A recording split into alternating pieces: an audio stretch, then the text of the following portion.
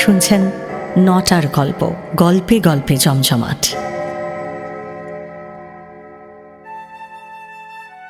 সমুদ্র দেখিবার স্বাদটা নীলার ছেলেবেলার। কিছুদিন স্কুলে পড়িয়াছিল। ভূগোলে পৃথিবীর স্থলভাগ আর জলভাগের সংক্ষিপ্ত বিবরণ আছে, কিন্তু তার অনেক আগে হইতেই নীলা জানিত পৃথিবীর 3 ভাগ জল, 1 ভাগ স্থল। 7 বছর বয়সে বাবার মুখে খবরটা শুনিয়া কি আশ্চর্যই সে হইয়া গিয়াছিল। এ কি সম্ভব? কই, সে তো রেলে চাপিয়া কত দূর দেশে ঘুরিয়া আসিয়াছে। মামাবাড়ি যাইতে সকালবেলা রেলে উঠিয়া সে রাত্রিবেলা পর্যন্ত ক্রমাগত হু হু করিয়া ছুটিয়া চলিতে হয়। কিন্তু নদী নালা খালবিল ছাড়া জল তো তার চোখে পড়ে নাই। চারিদিকে মাঠ, মাঝে মাঝে জঙ্গল, আর আকাশ পর্যন্ত শুধু মাটি আর গাছপালা। তারপর কত ভাবে, কত উপলক্ষে ছাপার অক্ষর, মুখের কথা আর স্বপ্নের বাহনে সমুদ্র তার কাছে আসিয়াছে। বলাইদের বাড়ির সকলে পুরী গিয়া কেবল সমুদ্র দেখা নয়, সমুদ্রে স্নান করিয়া আসিল। কলিকাতায় সাহেব কাকার ছেলে বিনুদা বিলাত গেল। সমুদ্রের বুকেই নাকি তার কাটিয়া গেল অনেকগুলি দিন। সমুদ্রের জল মেঘ হইয়া নাকি বৃষ্টি নামে।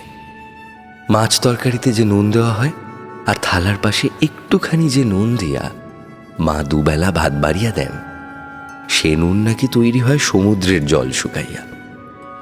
সারাদিন গরমে ছটফট করার পর সন্ধেবেলা যে ফুরফুরে বাতাস গায়ে লাগানোর জন্য তারা ছাদে গিয়া বসে, সে বাতাস নাকি আসে সোজা সমুদ্র হইতে। সমুদ্র বুঝি দক্ষিণ দিকে বাবা? 4 দিকেই সমুদ্র আছে। দক্ষিণ দিকে বঙ্গোপসাগর, আমাদের খুব কাছে। ঠিক ম্যাপে তাই আঁকা আছে, কিন্তু চারিদিকে সমুদ্র। উত্তর দিকে তো হিমালয় পর্বত, তারপর তিব্বত আর চীন। ম্যাপটা আবার ভালো করিয়া দেখিতে হইবে। আমার সমুদ্র দেখাবে বাবা? বাবা অনেকবার প্রতিশ্রুতি দিয়াছিলেন, এবারও দিলেন। সমুদ্র দেখানোর আর হাঙ্গামা কি? একবার তীর্থ করিতে পুরীধামে গেলেই হইল। সুবিধা মতো একবার বোধহয় যাইতেও হইবে। নীলার মার অনেক দিনের স্বাদ।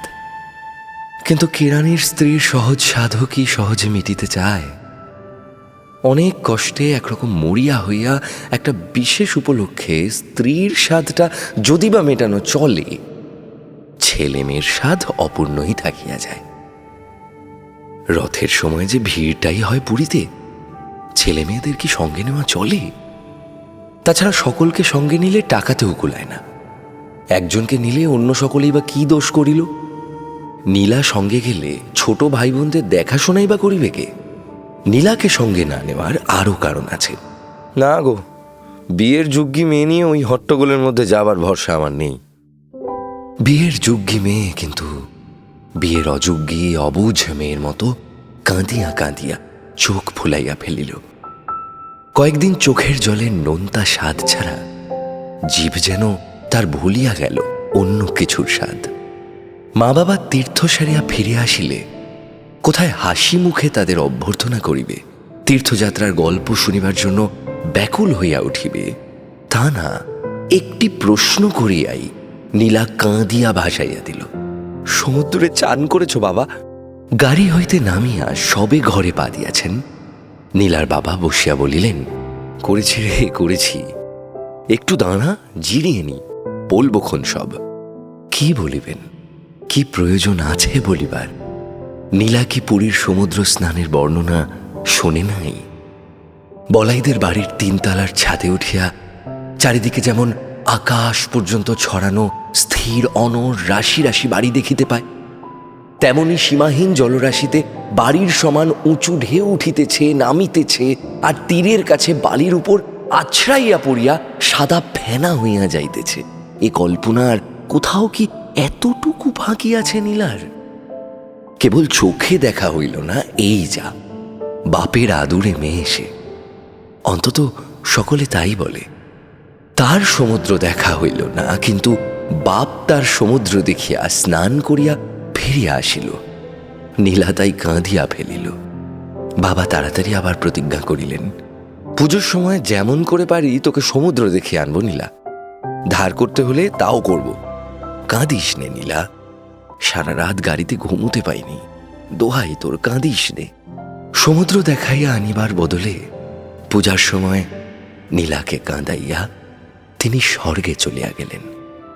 বলাই বাহুল্য যে এবার সমুদ্র দেখা হইল না বলিয়া নীলা কাঁদিয়া কাঁদিয়া চোখ ফুলাইয়া চোখের জলের নোনতা স্বাদে আর সবকিছুর স্বাদ ডুবাইয়া দিল না। কাঁদিল সে বাপের শোকেই। কেবল সে একা নয়, বাড়ির সকলেই কাঁদিল। কিছুদিনের জন্য মনে হইল একটা মানুষ, বিশেষ অবস্থার, বিশেষ বয়সের, বিশেষ একটা মানুষ চিরদিনের জন্য নীলার মনের সমুদ্রের মতো দুর্বোধ্য রহস্যময় একটা সীমাহীন কিছুর ওপারে চলিয়া গেলে সংসারে মানুষের কান্না ছাড়া আর কিছুই করিবার থাকে না। ছেলেবেলা হইতে আরো কতবার নীলা কাঁদিয়াছে। বাড়ির শাসনে কাঁদিয়াছে, অভিমানে কাঁদিয়াছে, খেলার সাথীর সঙ্গে সংঘর্ষ হওয়ায় কাঁদিয়াছে, পেটের ব্যথায় ফোঁড়ার যাতনায় কাঁদিয়াছে, সমুদ্র দেখার স্বাদ না মেটায় কাঁদিয়াছে।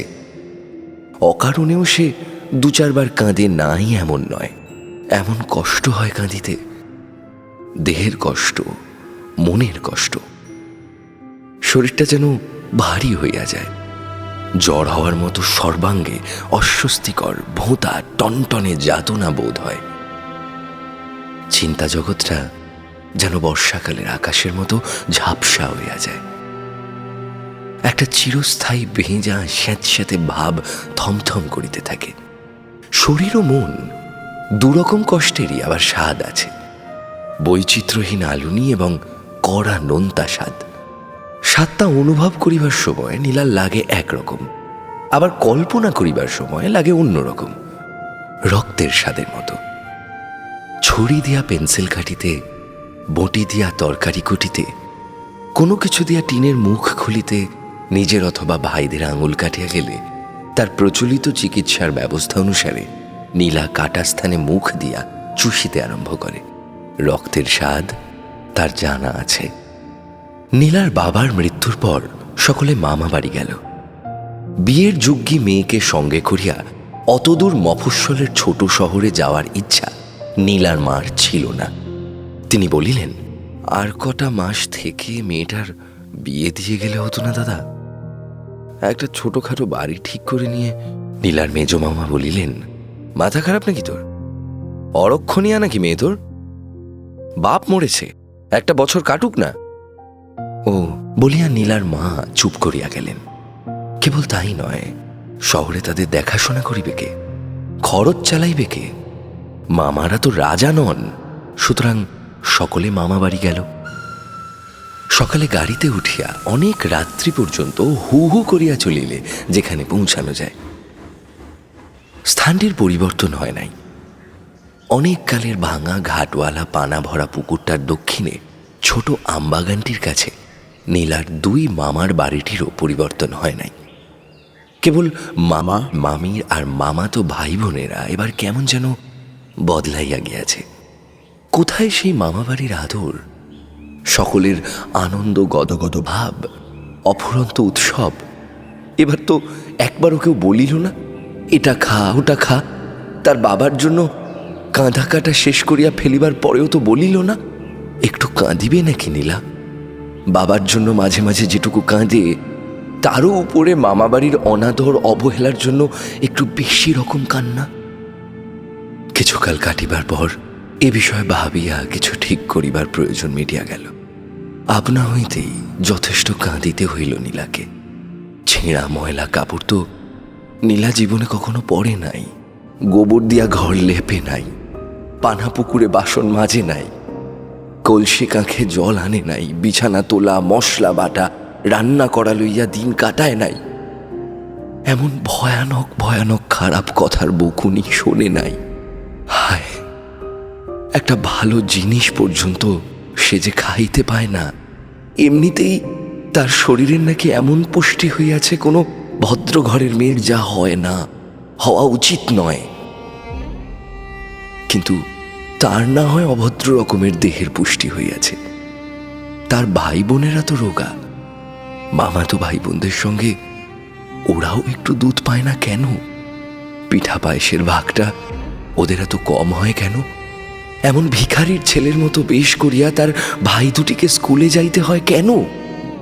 মামাদের জন্য ভাইরা যে তার দুবেলা খাইতে পাইতেছে, স্কুলে পড়িতে পাইতেছে, এটা নীলার খেয়ালও থাকে না। মামাতো ভাই বোনদের সঙ্গে নিজের ভাই বোনদের আহার বিহারের স্বাভাবিক পার্থক্যটা তাকে কেবলই কাঁদায়।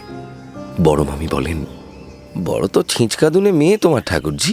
মেজো মামি বলেন, আদর দিয়ে দিয়ে মেয়ের মাথাটি খেয়েছো একেবারে। নীলার মা বলেন, দাও না তোমরা ওর একটা গতি করে, মেয়ে যে দিন দিন কেমন তর হয়ে যাচ্ছে।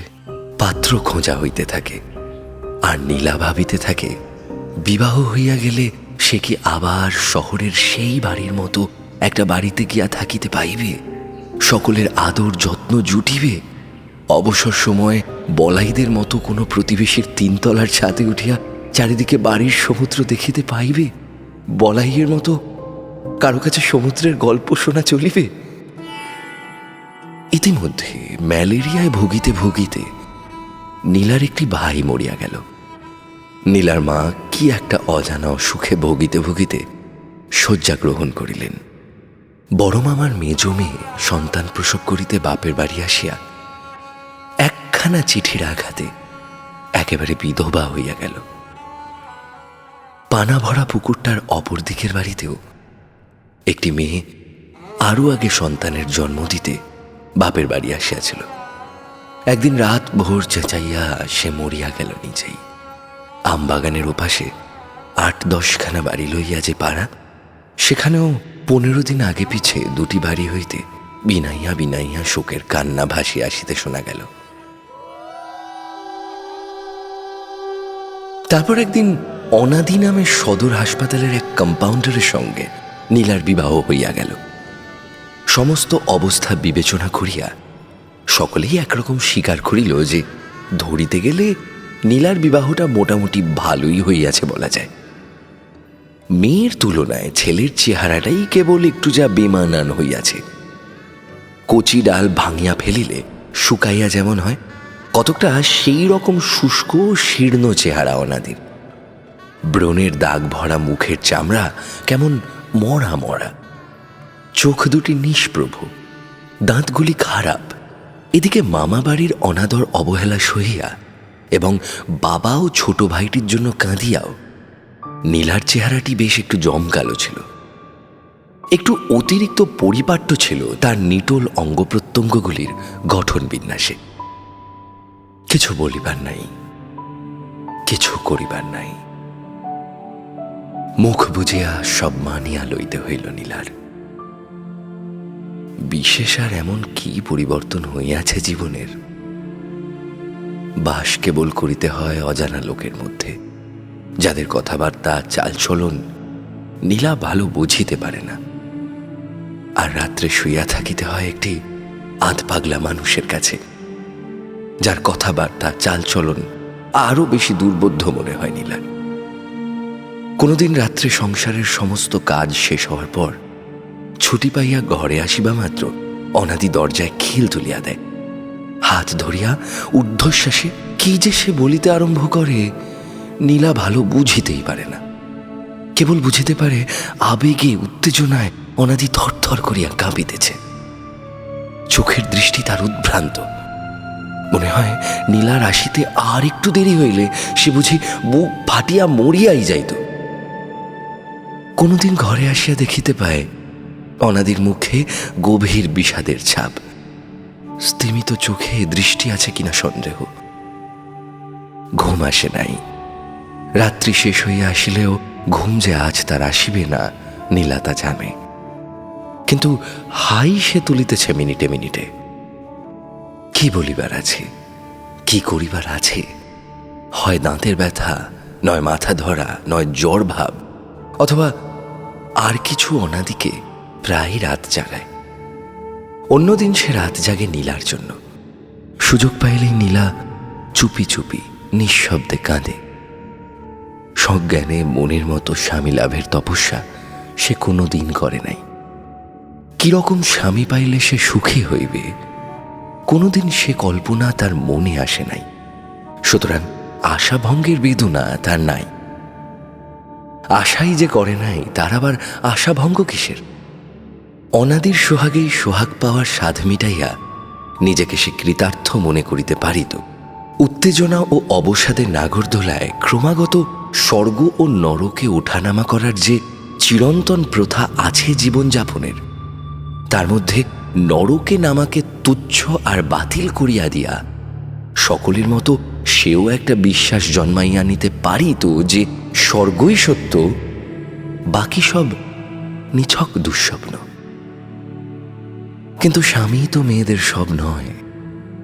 গত জীবনের একটা বড় রকম প্রত্যাবর্তন তো নীলা আশা করিয়াছিল, যে প্রত্যাবর্তনের সঙ্গে শহরে তাদের সেই আগেকার বাড়িতে থাকা সকলের না হোক, অন্তত একজনের কাছে সেই রকম আদর যত্ন পাওয়া, অবসর সময় বলাইদের মতন কোনো প্রতিবেশীর তিনতলা বাড়ির ছাদে উঠিয়া চারিদিকে বাড়ির সমুদ্র দেখা, আর বলাইয়ের মতো কারো মুখে আসল সমুদ্রে গল্প শোনার মোটামুটি একটা মিল আছে।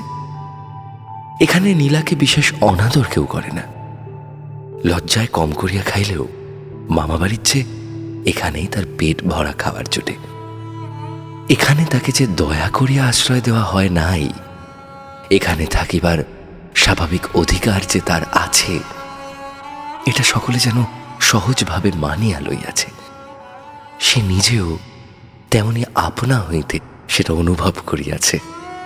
মামাবাড়ির চেয়েও এখানকার অজানা অচেনা নরনারীর মধ্যে ঘোমটা দেওয়া বধূ জীবন যাপন করিতে আসিয়া নীলা তাই স্বস্তি পাইয়াছে অনেক বেশি। তবু একটা অকথ্য হতাশার তীব্র ঝাঁঝালো স্বাদ সে প্রথম অনুভব করিয়াছে এখানে।